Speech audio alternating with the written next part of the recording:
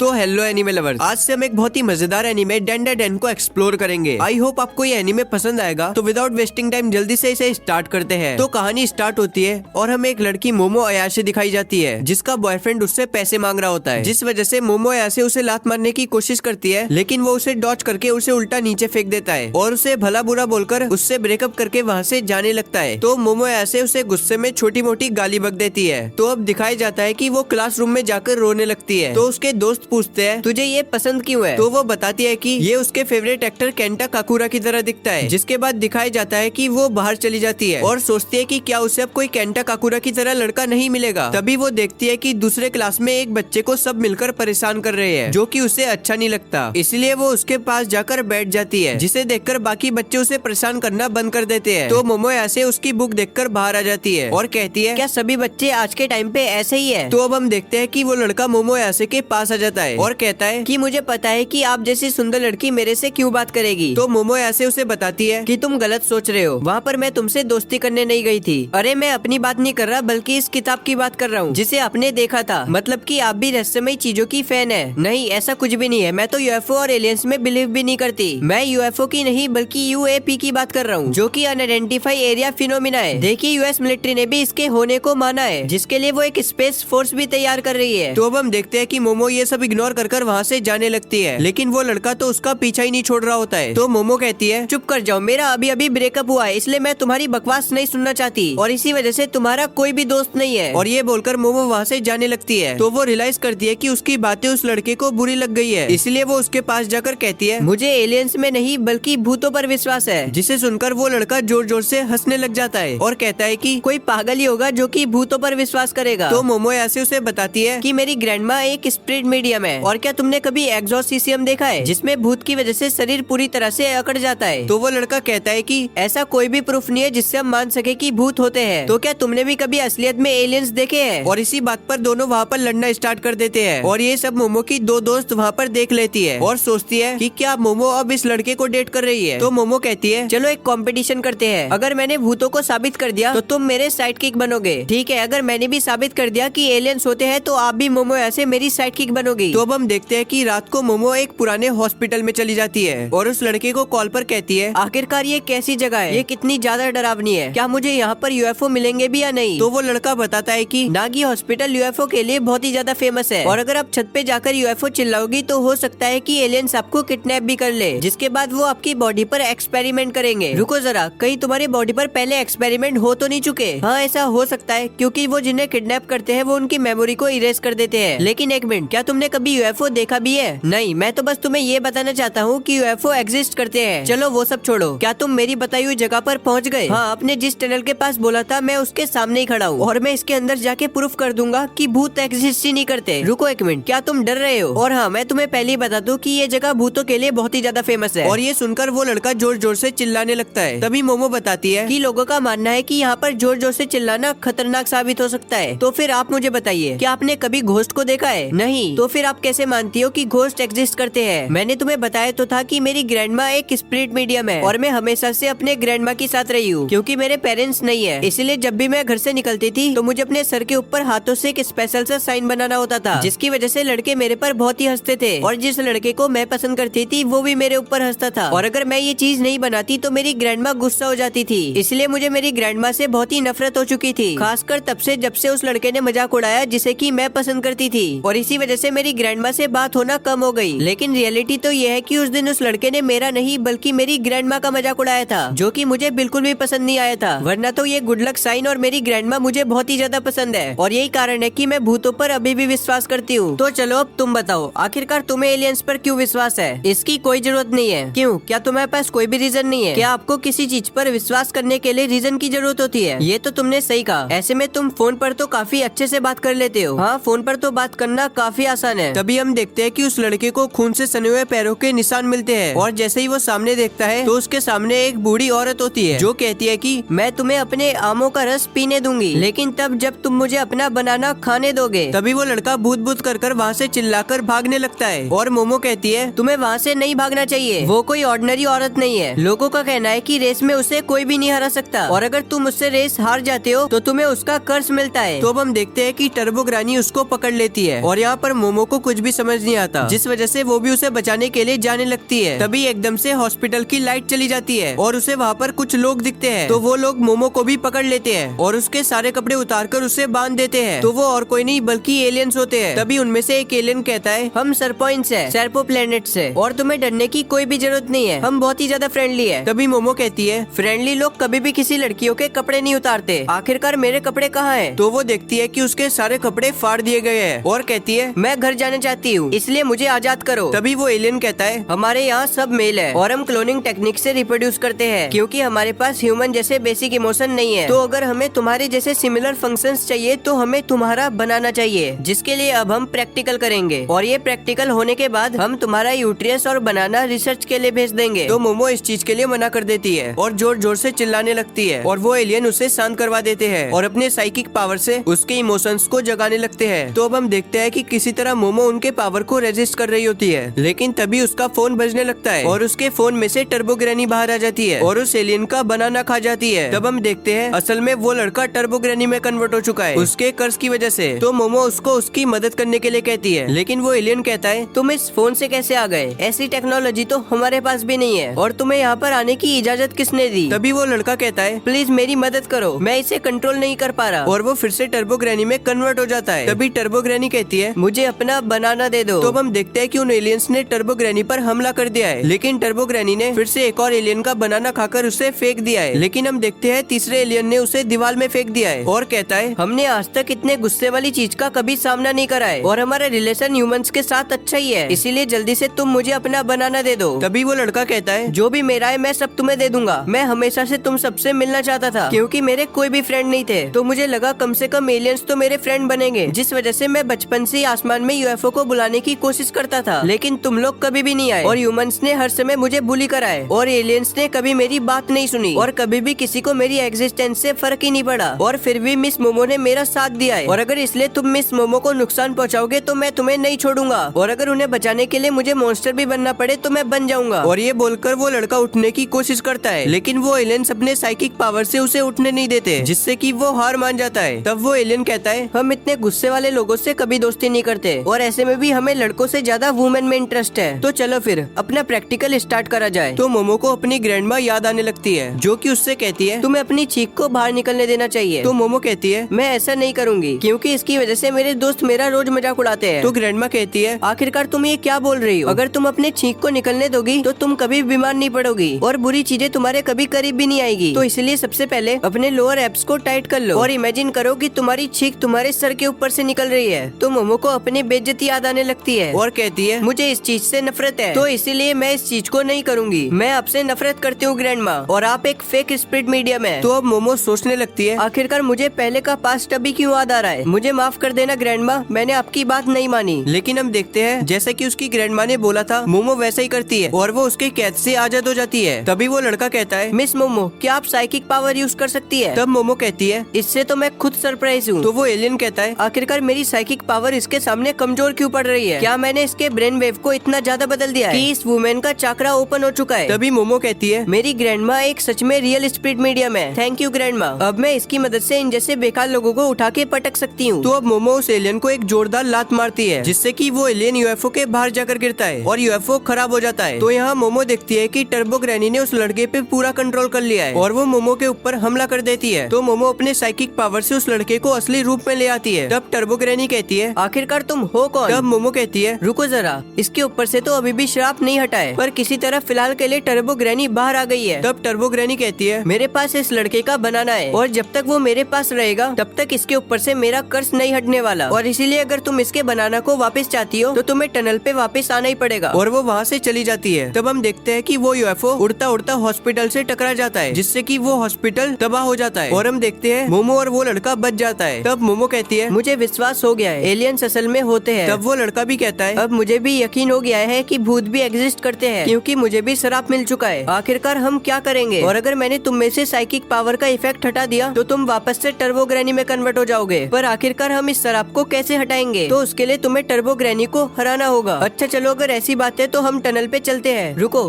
क्या अभी? तो हम देखते हैं कि वो लड़का अपने कपड़े मोमो को दे देता है और कहता है, ये सब कुछ मेरी वजह से हुआ है, तो आपको मेरे साथ वहाँ जाने की जरूरत नहीं है, मैं किसी तरह टनल तक पहुँच जाऊंगा और खुद को बचाने जाने का रास्ता ढूंढ लूंगा। आखिरकार तुम मुझे अपने साथ क्यों नहीं आने दे रहे? और वैसे भी मैं तुम्हें अकेला नहीं छोड़ सकती, क्योंकि अगर मैं तुम्हारे पास नहीं होंगी तो तुम मर सकते हो। क्या आप पक्का मेरे जैसे बंदे की मदद करना चाहती है? चिंता मत करो, मैं तुम्हारे साथ हूँ। और उसे उसके कपड़े दोबारा पहनने के लिए कहती है। तब वो लड़का कहता है, मुझे माफ कर देना, मैं थोड़ा सा अजीब हूँ, पर क्या आप इस कपड़े को पहन सकती है, क्योंकि मैं आपसे ऐसे बात नहीं कर सकता। तब मोमो का दिल जोर जोर से धड़कने लगता है और वो सोचती है, आखिरकार ऐसा क्यों हो रहा है? इसीलिए तो नहीं किसने मेरे फेवरेट एक्टर केंटा काकुरा की लाइन यूज की है। तो वो उससे उसका नाम पूछती है और वो लड़का कहता है, मेरा नाम केंटा काकुरा है, जिसे सुनकर मोमो हैरान हो जाती है और उसके पीछे यूएफओ फट जाता है। और इसी के साथ एपिसोड